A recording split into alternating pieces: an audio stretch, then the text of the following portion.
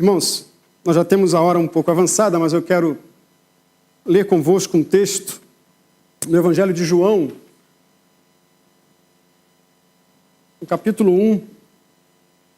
Como já dissemos aqui, o tema, os irmãos poderão ver na próxima semana, quando estivermos aqui com o boletim. Uma igreja que cresce é uma igreja que vive a paz. O objetivo da reflexão deste mês é percebermos ou repensarmos sempre aquilo que é importante fazermos nessa altura. O que Cristo representa para nós. Celebrar o Natal é repensar o que Cristo representa. O que o Senhor Jesus representa para o mundo, para a sociedade, para além de mais uma data, para além de mais um evento, para além de uma oportunidade em que o comércio se alegra muito, não é? O que ele representa?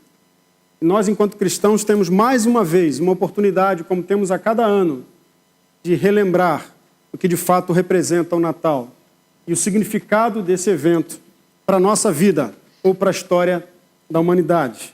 Eu queria ler convosco, então, no Evangelho de João, no capítulo 1, a partir do verso 1 até o verso 14, que nos diz assim a palavra do Senhor: No princípio era o Verbo, e o Verbo estava com Deus, e o Verbo era Deus.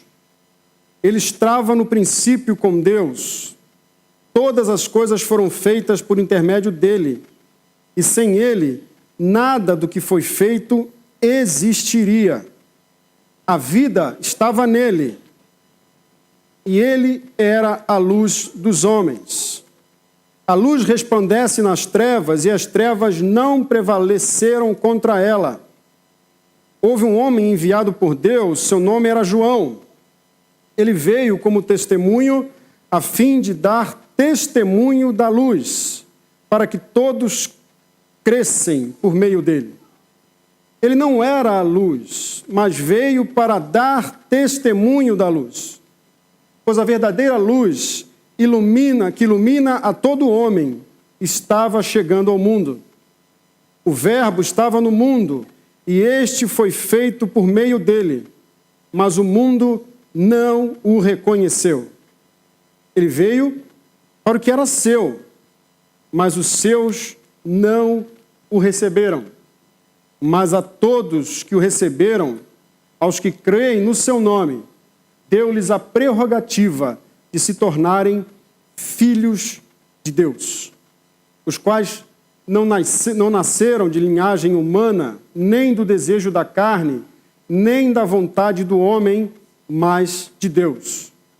E o Verbo se fez carne e habitou entre nós, pleno de graça e de verdade, e vimos a sua glória como a glória do unigênito do Pai. Vamos orar mais uma vez? Senhor, a Tua palavra está diante de nós. Nós queremos que ela seja vida e transmita vida mais essa manhã para todos nós que aqui estamos. Fala aos nossos corações, Deus, porque nós, assim como a corça, carecemos, assim como a corça que carece de água, nós carecemos da Tua palavra para viver. Em nome de Jesus. Amém.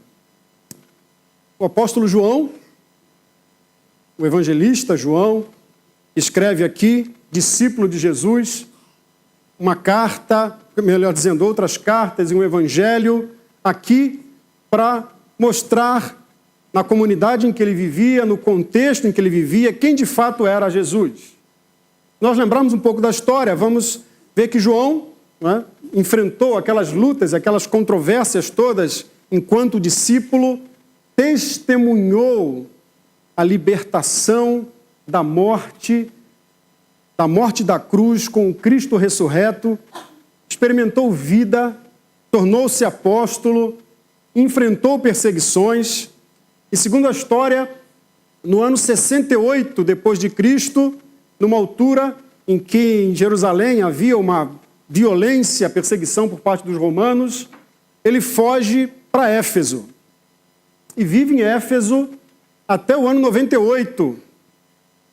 Melhor dizendo, vive em Éfeso, depois é banido para Pátimos e vive ali até o ano 98, quando morre e diferente da maioria dos outros discípulos, tem uma morte natural. João foi para Éfeso, e ali em Éfeso encontra uma resistência, como em vários contextos, ao Evangelho, à mensagem de Jesus. E essa resistência, ela vinha de dois grupos bem distintos, com características específicas, mas os dois questionavam aquilo que os discípulos de Jesus, os apóstolos, falavam acerca da revelação, de quem era Jesus. E o que o João faz aqui, então, no início do seu evangelho, é apresentar, é colocar a pessoa de Jesus em contraposição. Essas duas doutrinas ou duas correntes religiosas, filosóficas, que questionavam, que refutavam a pessoa de Jesus. E talvez tenhamos aqui uma das mais belas declarações de Natal.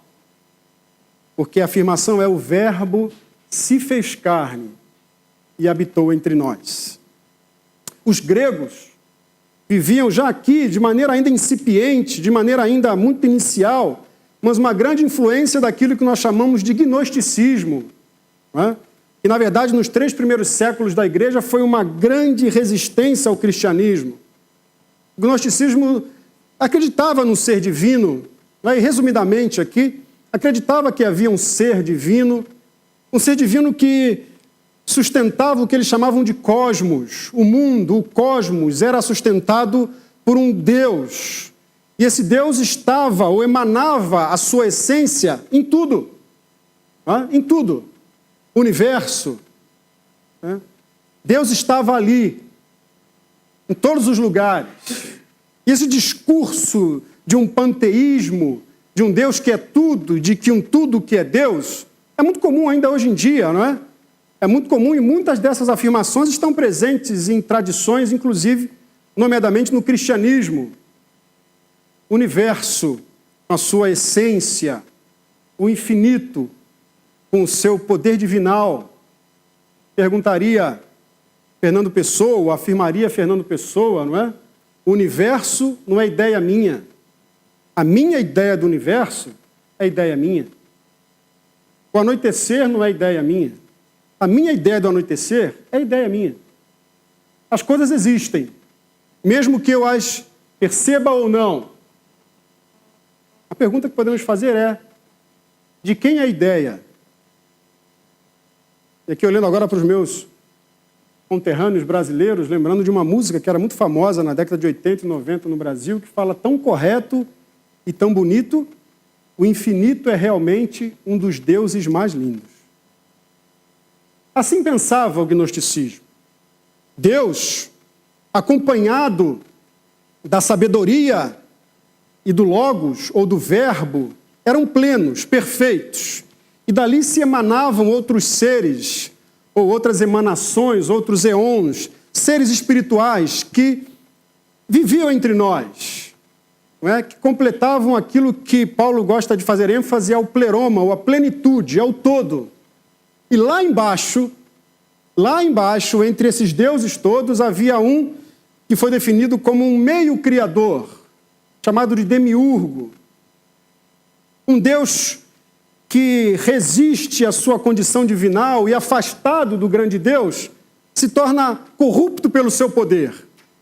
E, segundo o gnosticismo, é esse Deus que cria todas as coisas. Então, a criação, a matéria, não tem nada a ver com um Deus supremo, segundo os gnósticos. Deus não tem relação com essa matéria. Essa matéria foi criada por um meio criador, um ser, mas já nasceu enquanto corrupto e mau.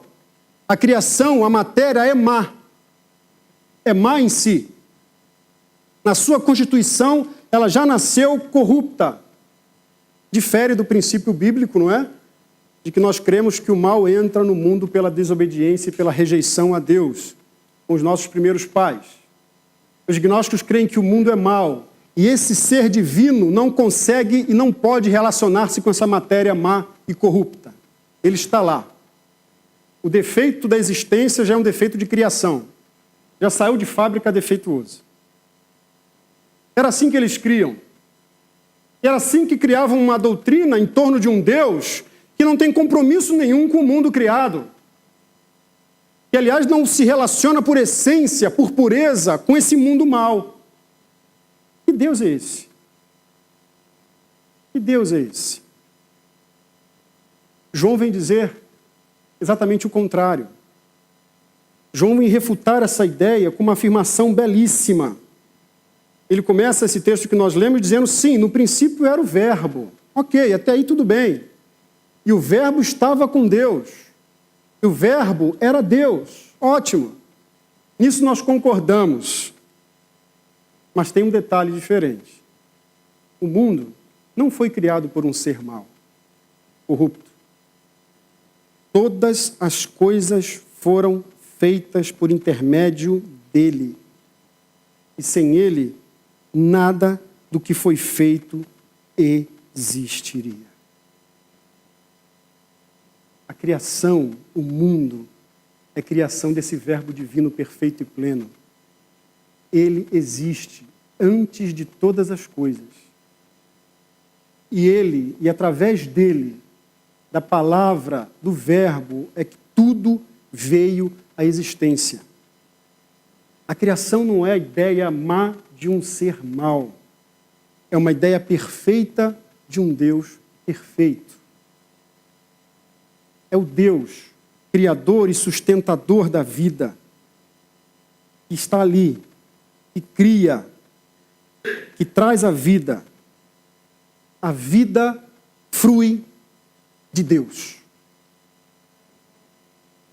Ela tornou-se corrupta pela desobediência.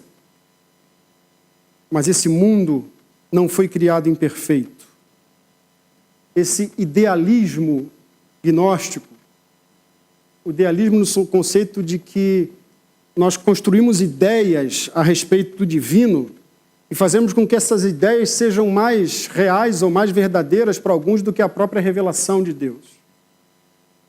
Essas ideias eram exatamente contra aquilo que o Evangelho apresenta. E para combater essas ideias, então, João vai à revelação. O Deus que se revela é o Deus criador de todas as coisas. O Verbo que cria tudo de maneira perfeita e plena. E mais, ele dissipa todas as trevas. Ele não apenas cria, mas ele tem um compromisso direto com tudo aquilo que ele mesmo criou. Mas é interessante que ele não só faz uma afirmação contundente, radical, dizendo que foi o Deus que fez o mundo, que fez a matéria, que fez a carne. Ele é mais radical ainda, a dizer que esse mesmo Deus não só se fez a matéria, mas ele se fez matéria. Ele não apenas criou todas as coisas, mas ele entrou nesse mundo criado por ele. Ele assumiu essa condição de imperfeição, de vulnerabilidade. Se o mundo perfeito foi tornado imperfeito pela desobediência dos primeiros pais, foi nesse espaço de pecado e de corrupção que o Verbo de Deus perfeito se faz carne para trazer libertação.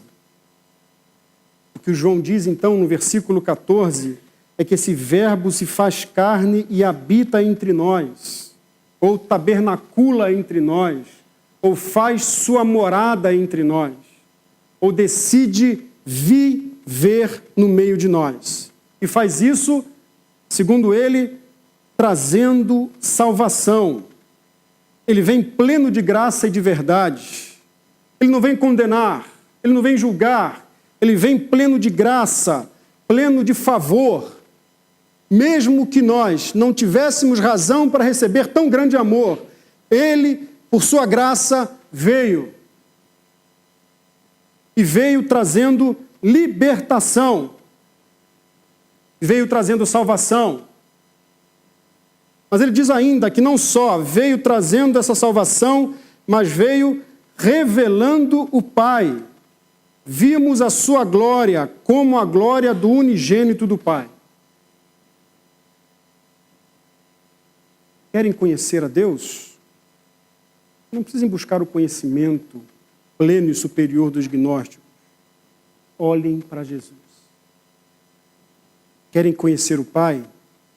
Voltem os vossos olhos para o Filho. Porque Ele é a plena e perfeita revelação do Pai. Ele revela o grande Criador. E esse esteve entre nós. João, aquele que, segundo o texto bíblico, recostava a cabeça naquele que é o Criador do mundo. Ele, quando faz a afirmação na sua primeira epístola, no capítulo 1, ele fala desse Deus que era desde o princípio. E esse que era desde o princípio, os nossos olhos contemplaram, as nossas mãos tocaram esse que é o Verbo da vida, andou entre nós.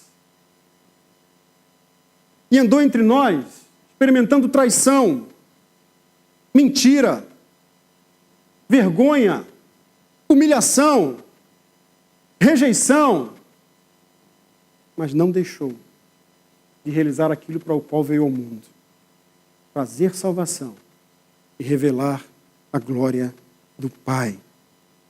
O Verbo virou gente. É Natal.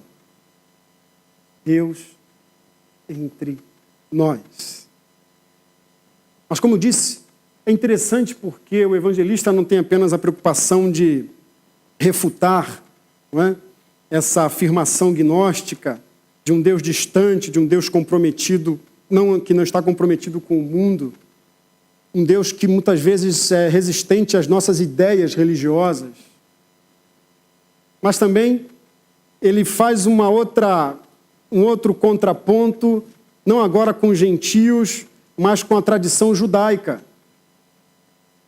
do povo da aliança, do povo que vivia na espera do Messias. Mas as práticas religiosas que esse povo assumiu demonstram que o povo que esperava o Messias não reconhece o Messias. As suas práticas religiosas os impedem de reconhecer aqueles que eles esperavam. É interessante porque, a partir do versículo 6, ele vai fazer uma referência a João Batista. Os irmãos devem lembrar bem que João, né, filho de uma família tradicional de pescadores, antes de se tornar discípulo de Jesus, era discípulo de João Batista. E andou com João Batista há muito tempo, até o momento em que assumiu o seu compromisso real com Jesus. Deixou o seu trabalho, deixou a sua companhia com João Batista e passou a seguir Jesus. Então aqui ele começa fazendo uma lembrança ao seu ex-discipulador, dizendo: João Batista falava da luz, ele não era a luz, ele não era iluminado, ele fala daquele que era a luz. O Verbo é a luz do mundo. Mas ele alerta, no versículo 10, que aqueles para os quais o Messias inicialmente veio, o rejeitaram. Veio para os que eram seus, mas os seus não o receberam. No versículo anterior ele fala que o mundo não o reconheceu. E porque o mundo não o reconheceu, o mundo não o adorou. Por que os judeus não o receberam? Porque também não o reconheceram como Messias. Porque também não o reconheceram como Filho de Deus. Não reconheceram que ele era aquele que as Escrituras do Antigo Testamento ou dos textos sagrados para eles apontavam. Mas, mesmo que aqueles não tenham recebido e reconhecido, no versículo 12 diz: mas a todos que o receberam, aos que creem no seu nome, deu-lhes o poder de serem feitos, de se tornarem filhos de Deus. Eu gosto muito dessa ideia do receber, porque é uma ideia que é muito comum, não é? Principalmente para nós. Quando nós recebemos alguém em casa, e alguém bate lá a sua porta, e temos lá, como se chama aqui? O olho mágico, no Brasil chamamos, como chama aqui? Tu olhas ali no, como chama aqui? É igual? E vê lá e fala assim: epa, não, é o Vitor. Ih, não. Fica quieto. Para as crianças, fala baixo. Ou então vem lá e diz assim: é o Vitor. Uau! O Vitor veio à nossa casa. E abre a porta e receba: Vitor, aqui é a tua casa. Seja bem-vindo. A ideia do receber é a ideia de alguém que reconhece o grande valor e abre as portas. Eles que abriram as portas da alma, da vida. E aqui nós não podemos deixar de lembrar de Apocalipse 3:20, não é? Eis que estou à porta e bato. Se alguém abrir a porta, cearei com ele. Aqueles que abriram a alma, abriram o coração, aqueles que permitem que Deus preencha cada espaço da sua existência. Esses são tornados filhos de Deus. Mas as práticas religiosas impediram que aqueles homens o vissem, o reconhecessem e o recebessem. João deixa claro a razão. Porque o Messias era exatamente o oposto daquilo que eles defendiam. Nós não temos tempo, mas o segundo capítulo de João nos dá um bom exemplo disso. Ele começa a dizer a experiência das bodas de Caná. O primeiro grande milagre que Jesus faz é chegar numa festa e realizar o milagre. Eu fico a imaginar aquela cena, irmãos. Fim de festa. Fim de festa. Está lá a malta já, o noivo já está com a gravata lá na cabeça, né? A noiva já está com um pedaço de vestido para um lado, um pedaço de vestido para o outro, e os convidados então, não é, já se abraçam, se amam e fazem declarações de amor eterna, não é? E de repente naquela festa toda acaba o vinho e chega Jesus e multiplica. Traz vida. Mesmo que fosse uma situação não tão aparentemente agradável para os religiosos. E logo em seguida faz o oposto, dizendo que Jesus chega no templo. Uau! E o templo preenchido de religiosos era um lugar que tinha se tornado o quê? Lugar de comércio. Como? Covil de ladrões. E ele não chega com a mesma generosidade que chegou à festa, chega e tareia neles. Ele vai para uma festa e celebra a vida. E vai para um lugar religioso preenchido de pessoas hipócritas e julga. Esse é o Jesus, o Messias. O que tanto nós vemos naqueles que são os que buscam e defendem ideias abstratas, contrapostas à revelação. E aqui nós poderíamos aplicar aqueles que vivem doutrinas, tendo nas doutrinas um fim em si mesmo. O importante da doutrina é a doutrina. E por outro lado, os judeus que viviam práticas religiosas rigorosas, mas as práticas religiosas eram um fim em si mesmo. O que importava era cumprir práticas religiosas. Tantos que defendiam doutrinas que não faziam sentido, ou que faziam sentido apenas em si, como aqueles que eram religiosos praticantes, esses não reconheceram o verbo da vida. Porque Jesus não revela o Pai em ideias religiosas ou em práticas religiosas. Ele revela nos relacionamentos que salvam. Quando nós assumimos relacionamentos que salvam, Deus está entre nós. E o primeiro grande relacionamento é meu com o Cristo dos Evangelhos. Quando tudo o que eu sou e vivo só faz sentido quando eu creio que Ele é o Filho de Deus. E não são as minhas ideias religiosas ou as minhas práticas que vão me impedir de reconhecer quem de fato Ele é.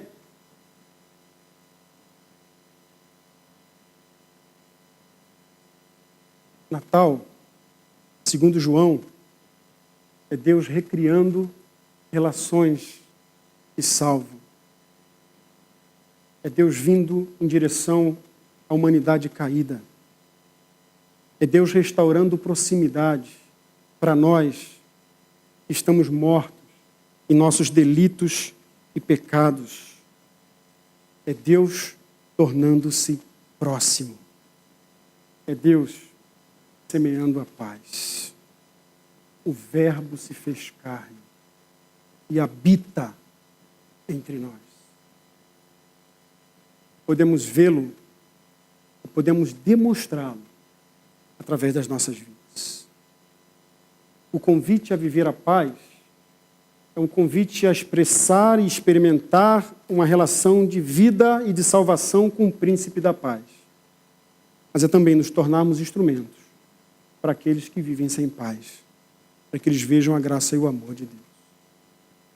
A declaração de João é belíssima e poderíamos passar muito mais horas aqui a vermos a riqueza da sua afirmação, das suas afirmações. Mas o mais importante é reconhecermos que para João, o mais importante da vida é o encontro que cada um de nós pode ter com o Filho de Deus que se fez carne e habita entre nós. Porque é aí, não nas nossas ideias e doutrinas ou nas nossas práticas religiosas, que de fato podemos experimentar salvação. E na nossa vida, de fato, pode ser Natal. Que a graça desse Deus nos abençoe, nos inspire e nos encoraje a andar com Ele, a viver para Ele e a viver com Ele. Vamos, nesse tempo agora, ouvir o prelúdio, pós-lúdio, e em tempo e espírito de oração, agradecer ao Senhor por esse tempo de louvor e adoração, e que a palavra dEle possa penetrar profundamente nos nossos corações e nos preparar para tudo aquilo que Ele tem para nós nesse mês em que celebramos o Advento. Que a graça nos abençoe.